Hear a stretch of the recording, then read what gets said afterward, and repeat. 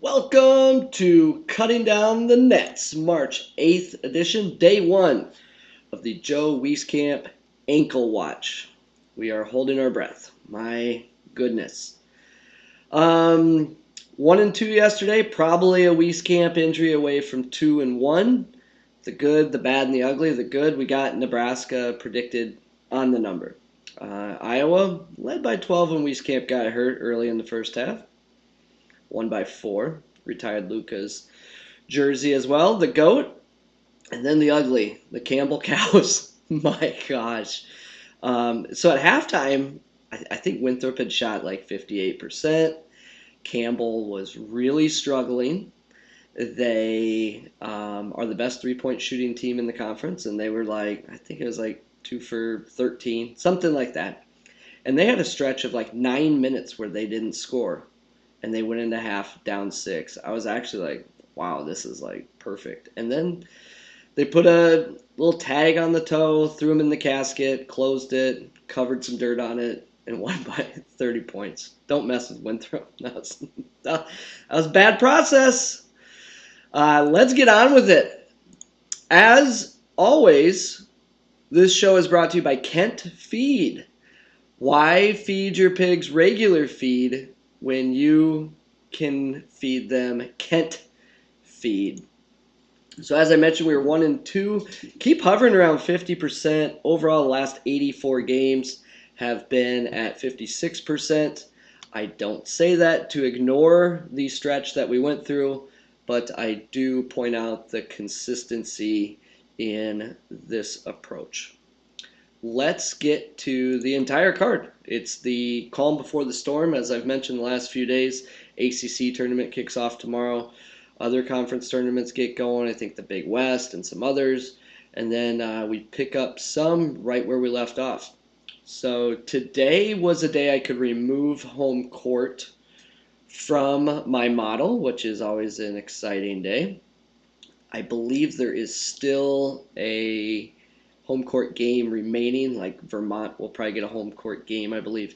But it's easier to add that back in. The toughest part is when it's like half and half, and you have to like go to the conference tournament website to figure out where these games are being played.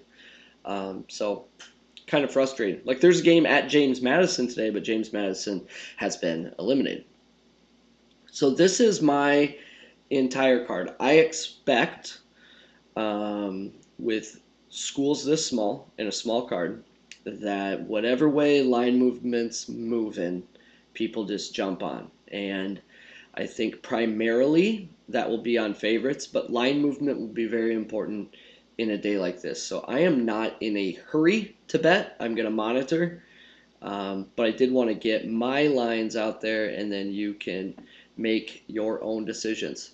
So game number one, we are going to take Mercer, who had the second swaggiest upset in March Madness history when they just bullied Duke. One of my favorite memories. My brother had money line on that game. Congratulations to him. The first swaggiest was, of course, Florida Gulf Coast just dragging their business all over Georgetown's face for 40 minutes in. Oh, wow. And my brother had money line on that game. So to be able to have money line victories on the two swaggiest upsets in tourney history, I think is special. So Mercer draws UNC Greensboro. These teams I have nearly identical, and not just in point spread, but in their profiles. You'll see that I have Mercer at 106.5 and 99.1. I have UNC Greensboro at 106.6 and 99.1. Take that with what you will, but at 5 points, give me the value. Game number two, something called Elon taking on Bill Cosby's Hofstra. These teams are also similar, but have very different ways of getting there. So I have this line close to a pick'em with Hofstra as a slight favorite, but as you can see, I'm giving Hofstra an extreme advantage on the offensive side of the ball, where Elon is getting an extreme advantage on the defensive side of the ball. So I'm not going down narrative street. Don't do it.